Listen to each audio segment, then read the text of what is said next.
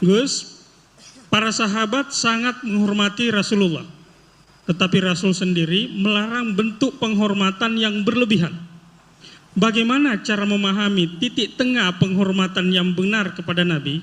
Dan dalam konteks ulama yang disebut sebagai warasatul anbiya, bagaimana memastikan penghormatan kita kepada kiai, guru, ustadz dan sebagainya tetap dalam koridor adab, tawadu, yang tetap memakai nalar kritis, bukan berubah menjadi ketakutan, ketergantungan, atau kepatuhan tanpa berpikir. Ini pertanyaan secara tertulis yang telah lebih dahulu masuk ke panitia. Ya, dijawab dulu atau? Ya. Bismillahirrahmanirrahim. Ini pertanyaan yang udah dijawab, asal sampean nggak punya sentimen. Biasa aja. Saya ini kan kata orang banyak, saya ini kan ya Gus, ya Kiai, ya Gus asli. Bapak saya Kiai, bapak saya Kiai. Tapi ya nggak ingin dihormati berlebihan. Buktinya disuruh Mas Fikri ya mau saja. Di pidatoni Pak Nazar ya saya dengerin. Kan berarti saya juga sopan gitu. Jadi begini ya. Ini yang harus diketahui, bukan sekedar sunat harus. Nabi itu sering memaklumatkan diri, innama ana basarun, saya ini manusia. Karena beliau jadi Nabi setelah Nabi Isa yang dihormati sedemikian rupa. Ya, terus Nabi itu ya memperlihatkan kalau sering tersinggung. Misalnya ada orang yang nggak suka sama Said Abbas pamannya, Nabi ya tersinggung. Kalau nggak suka keluarganya tersinggung. Tapi setelah itu Nabi membenahi dirinya sendiri bahwa saya ini Nabi, rujukannya hak, bukan sentimen keluarga. Nah sahabat juga sama ya, hormat sekali sama Nabi, tapi tetap kaedahnya itu la tutruni kama atrot an-nasoro, ya kamu jangan berlebihan sampai mentaklih, sampai menuhankan.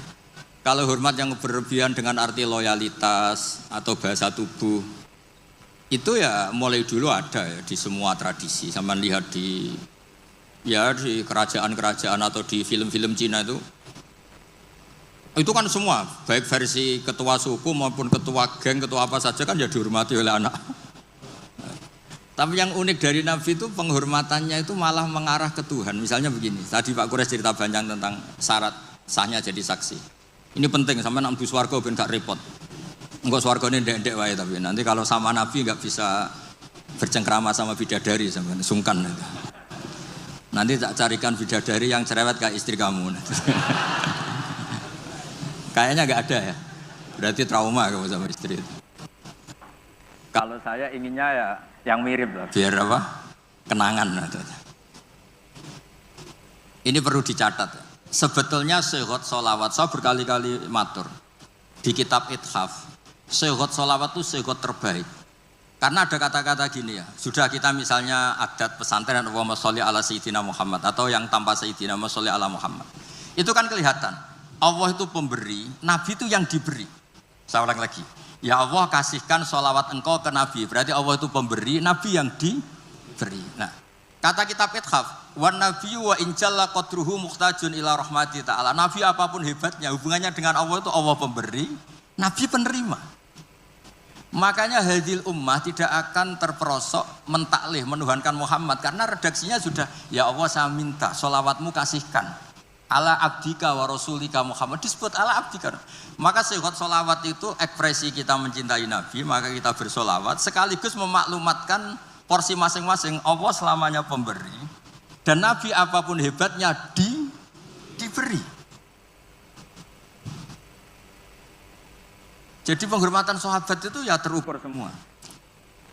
Lah nanti kultur-kultur tertentu di daerah tertentu, misalnya di Kesultanan Jogja atau Kesultanan Maluku, semua di pondok, di apa-apa. Saya yakin semua orang soleh itu inginnya semuanya proporsional. Nggak tahu kalau yang sentimen, tapi semua orang soleh itu inginnya pasti propor. So, itu pasti, tak jamin.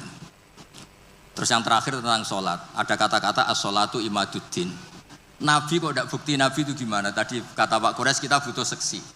Ketika beliau jadi Nabi dan diikuti banyak orang, yang jadi ukuran ajaran terbesar beliau itu apa? Sholat. Dan sholat itu nyuruh apa coba?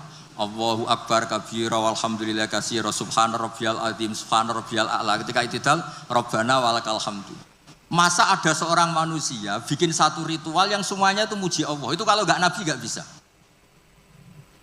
Sampai antak kayak hak gawe wiridan mantra nguntungno sampean dhewe mesti. Sampean misalnya tak angkat jadi tokoh spiritual kula. Wah lara kula mesti. Nabi ini luar biasa, hidupnya dihabiskan untuk menata sholat dan di semua sholat itu apa? Ada tasbihullah, takbirullah, Allahu Akbar. Terus at-tahiyatul mubarakatus sholawatut. Itu kalau nggak Nabi tidak bisa. Bagaimana seorang manusia yang punya nafsu, punya selera, punya hadun nafsi, kemudian semuanya diarahkan ke Allah. Tidak bisa kalau nggak Nabi. Makanya disebut as-sholatu imaduddin. Itu bukan musollinya. Orang kadang rata-rata kiai pidato orang yang sholat itu enggak. Nabi ketika as-sholatnya. Sholat itu, jadi dengan sholat itu sudah kelihatan. Ini kalau nggak ide seorang Nabi tidak bisa. Susunan katanya, bentuk penghormatannya, semuanya Allahu Akbar. Kalau orang tertentu baca kabira walhamdulillah kasiro, ada yang Allahumma ba'id baini. Apapun itu penghormatannya pada Allah. Rukuk subhana rabbiyal azim, i'tidal rabbana walakal hamdu. Nanti sujud subhana rabbiyal a'la. Itu kalau enggak Nabi tidak bisa punya ide gitu. Sama nyanyi lagu frustasi atau punya hak lagu apa, putus cinta, cinta buta, apapun itu mesti enggak terkait Allah.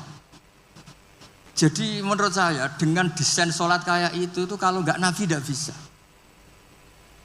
Makanya disebut amlam ya'rifu rasulahum fahum lahu mungkirun. Muhammad itu mau kecil bersama kamu.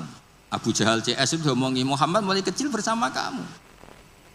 Apakah kamu pernah ngerti dia bohong? Hal jarrabtum alaihi kadziban qaulullah. Terus gerakannya apa? Mulai pertama jadi Nabi, sebelum Nabi itu hobinya ya sholat itu. Gerakan sholat itu nggak mungkin ditemukan manusia, itu nggak mungkin. Coba kata-katanya sholat, gerakan fisiknya, semuanya itu mesti mengarah itu Nabi. Maksud saya kalau bahasa keseharian itu ya terserah lah. Orang Jawa kalau dipegang kepalanya tersinggung, kalau orang Arab seneng. Dan ini kalau bentuk penghormatan pada guru sampai nadili ya repot, semuanya subjektif. Semuanya apa?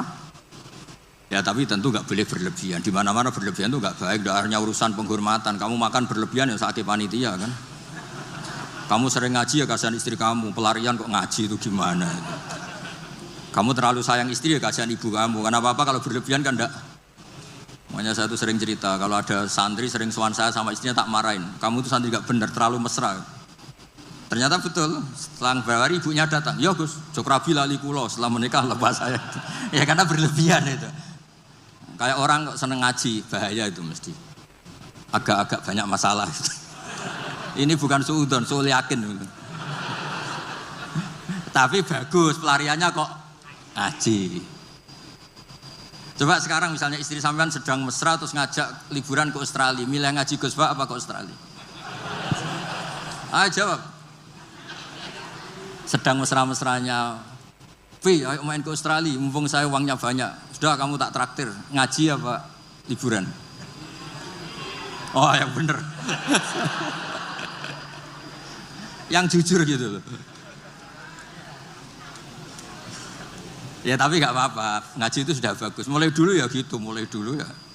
Sayyidina Ali itu kalau ke masjid itu sedang bentrok sama Sayyidah Fatimah.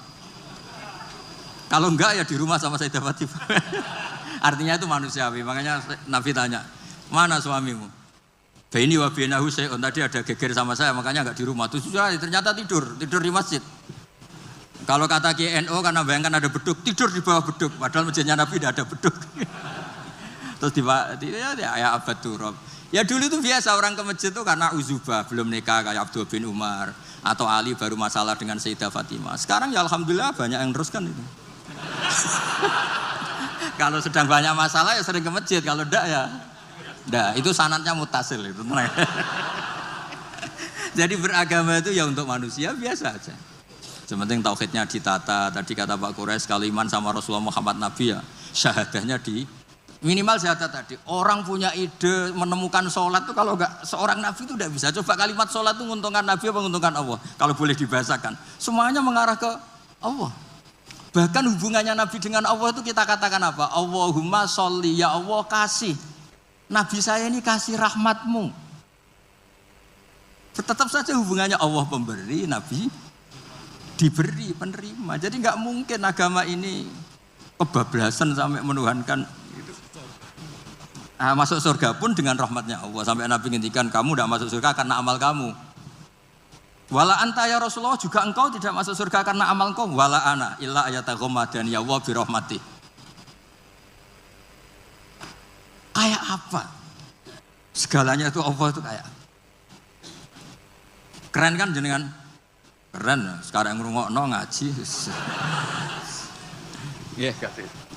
Illa ayataghammadan ya Allah bi rahmati.